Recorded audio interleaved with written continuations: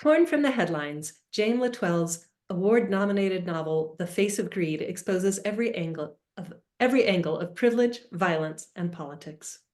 Join us today in chatting with Jim about his latest novel on Blackbird Writers Presents Author Interviews. I'm Sharon Lynn, and welcome, Jim.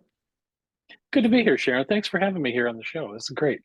I'm so glad you could make it. So I just wanted to start out. I know you have a background in criminal justice. Can you just give us a brief what you did and how long you did it and all of that? Sure. Yeah, no, through a series of bad decisions, I went to prison for 29 years, working there. I should probably clarify that. Yeah, that's Uh, important. yeah, I was a associate warden in a maximum security prison. I was a hostage negotiator, chief of transportation. So we bust inmates all over the state. And when I retired, I was the director of California's state parole system. So I got a peek at different criminal elements and how they lived, how they interacted. And I didn't expect it, but that's actually given me a lot of, fuel to write the stories that I write. Not prison stories, because people hear my background and think that's what I write, but I use those characters and situations a bit to influence what I do write. Yeah, it's fascinating.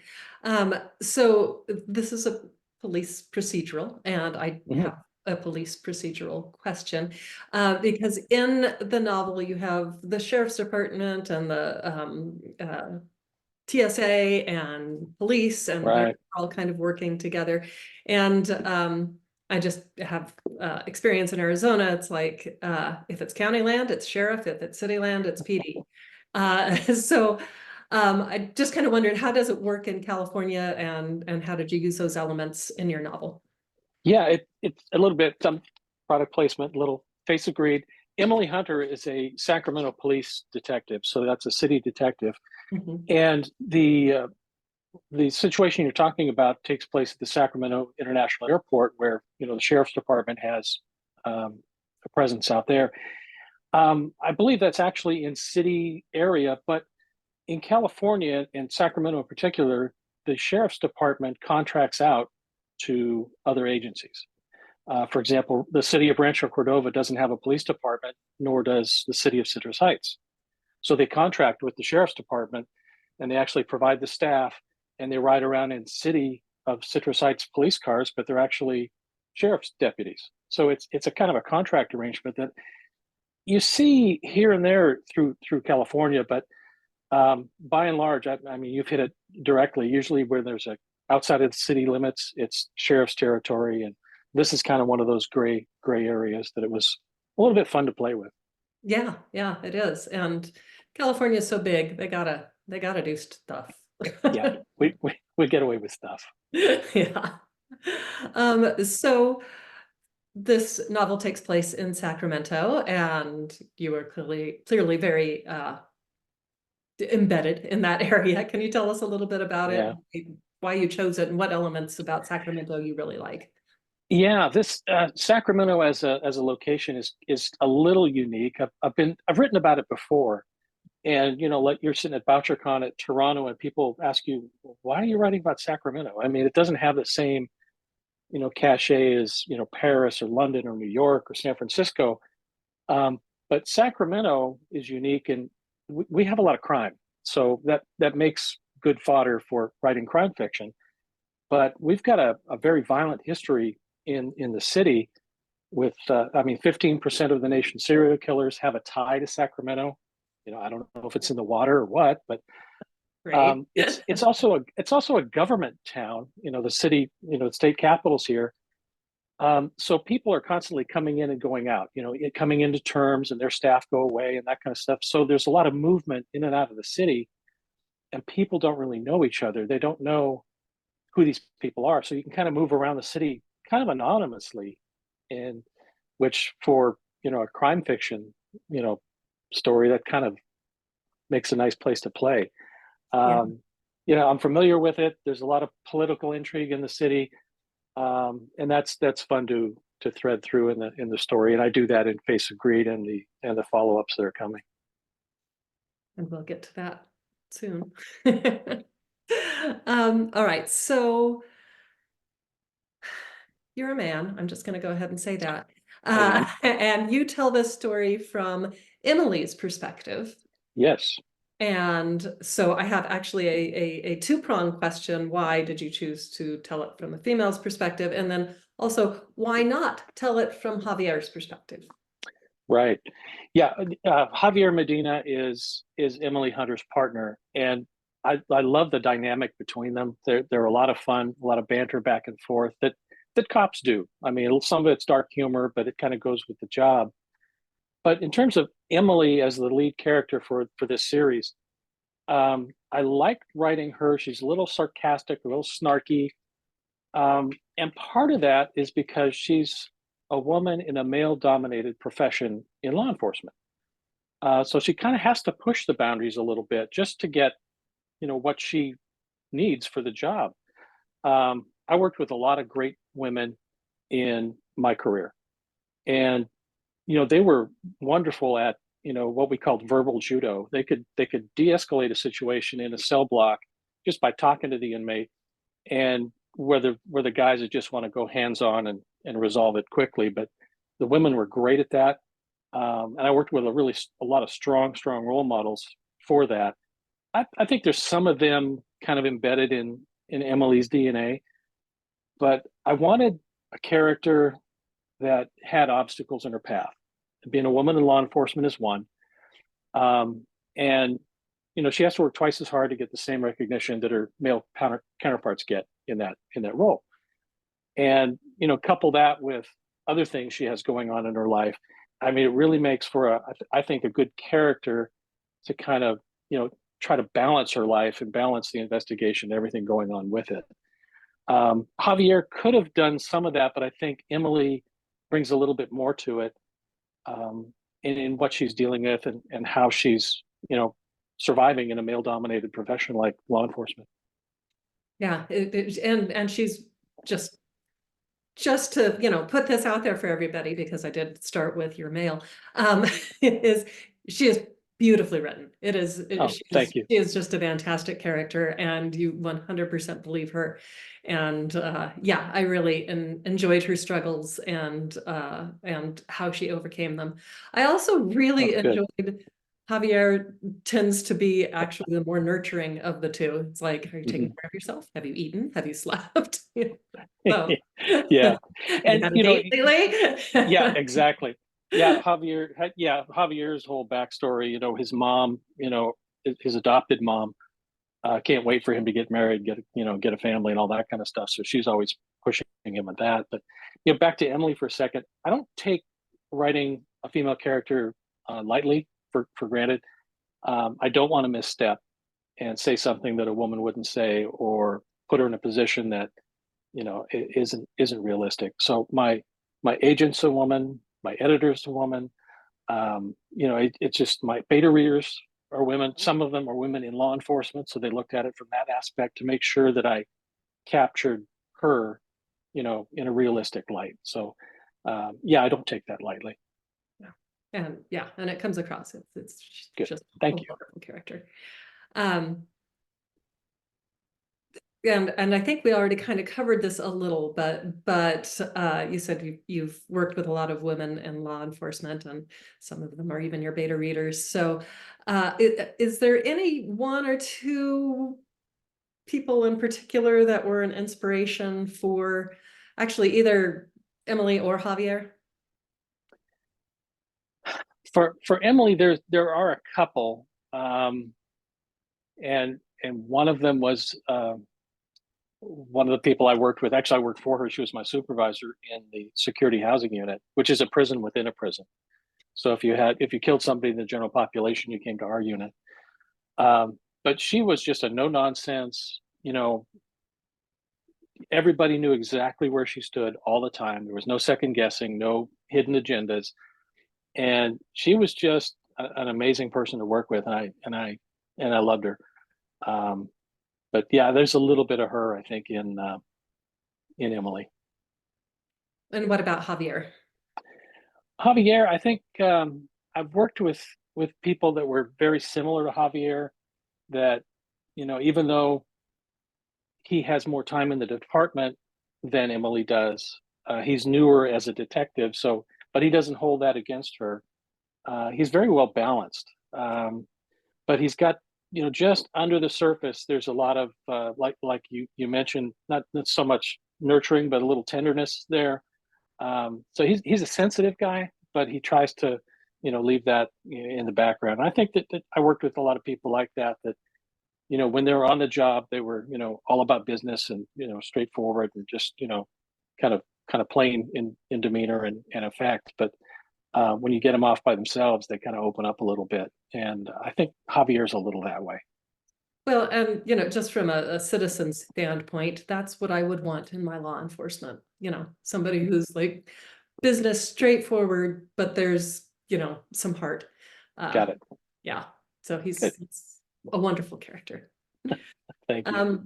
All right. So you talked a little bit about Emily having obstacles thrown at her, and one of them is her mother who suffers from dementia. So Yeah. that is definitely a huge point of stress. And yeah, so tell me about what that decision and have you had personal experience, and go into that. Yeah. No, yeah, Emily, I mean, right from the beginning of the book, we know that Emily is the primary caregiver for her mom who's suffering from dementia, and it's progressing. She can't live alone anymore, so Emily's taken her into her house.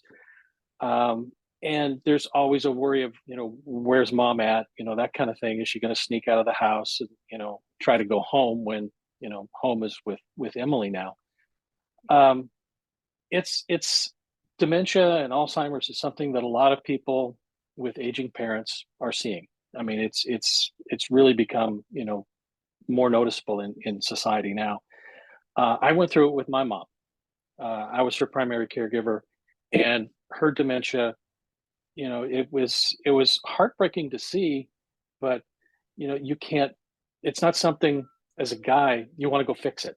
Well, you can't fix it. You've got to kind of just make her comfortable, the best you can. And it's a challenge. And with Emily trying to challenge this high pressure investigation and caring for her mom, I mean, it's a balancing act. It's very, very difficult to carry off. And she wonders if she's going to have to quit her job and just focus on caring for mom. But so some of the incidents and interactions with Emily's mom were things that I experienced with my real life mom. Yeah, and again, it comes across as very true and very this is what happens. Yeah. Yeah. Uh, Thank you. my dad went through it as well. One of the most humbling things on earth is when somebody who, tried to eat a houseplant for breakfast, roots, dirt, and all, can still beat you in Scrabble. It's like, Yeah, exactly. Yeah, they surprise you in many ways. yeah. All righty. So in addition to politics of high pressure officials interfering with the investigation, Right. actually, can we just stop there? Sure. Because, did you experience that at all, working in the prison system? Yeah, I did, especially when I was in the administrative roles. Uh, as a director of state parole, I worked with the governor's office. So you're always going to the governor, reporting on what's going on.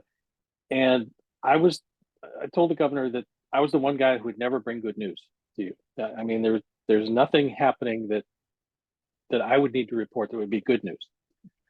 But I would get, calls from senators and governor staff that, this guy is a really good guy. Maybe you should consider giving him a contract with, that kind of stuff. So a lot of inside stuff, inside trading kind of things that you kind of have to fend off and say, we have a process, they can competitively bid.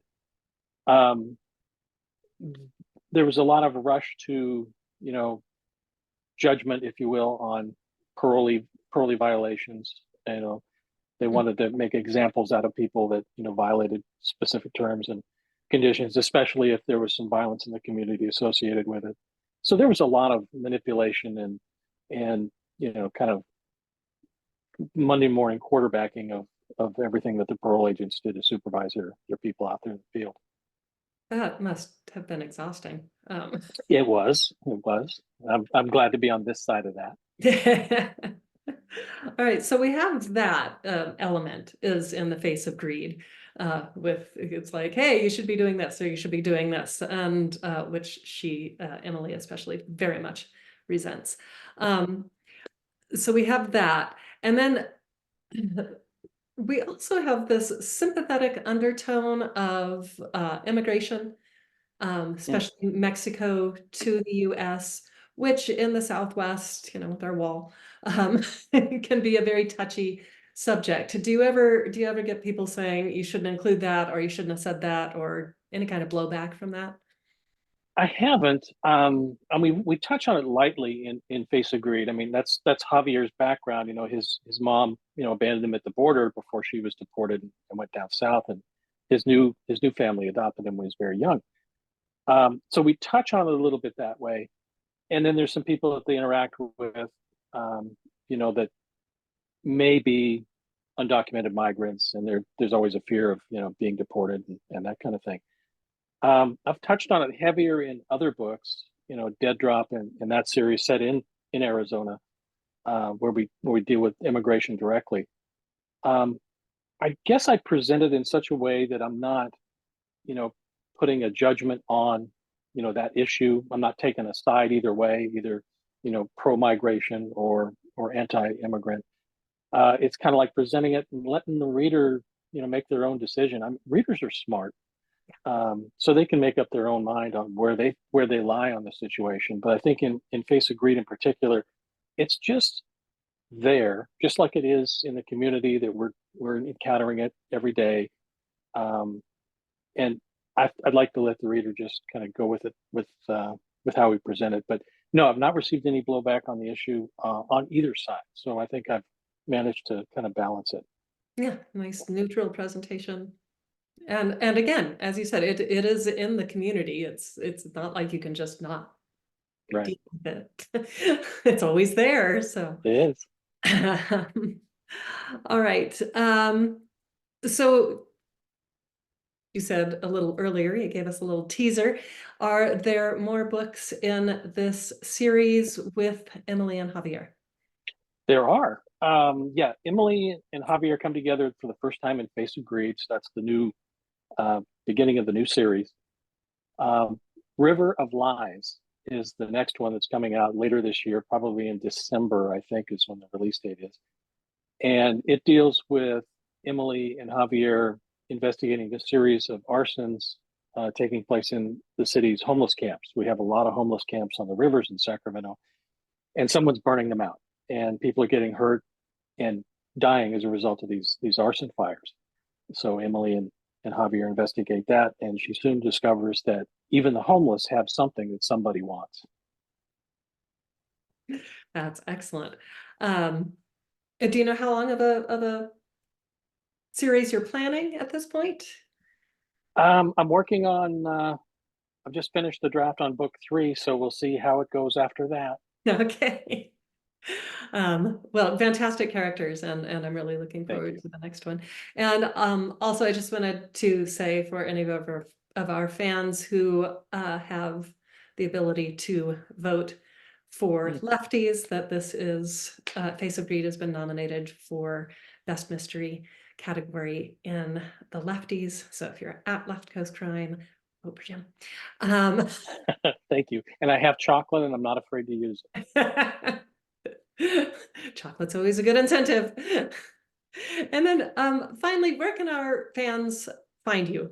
Social media, all of that. Yeah, I'm reluctantly on social media, and yeah, you can find me on Facebook at either author James Etoile or James Etoile, Twitter at James Etoile, Instagram at author James Etoile. I'm on Threads, so I'm a little bit everywhere. So yeah, please come in, drop a line. If you go on Facebook right now, you'll find that this is just a, a plug here. Um, Face of Greed is a Kindle Spring deal for $1.99 for a Kindle for the next week. So jump while you can, because this is the only time it's been on sale. That's great. Awesome, awesome. And also corgis, right? We get Corgis. to see Yeah. your dogs every now and then, and they are Yep. adorable. Yeah. And those folks that follow Not My Cat actually appears in Face of Greed. So, she's got her character there. So it's been good. That's excellent.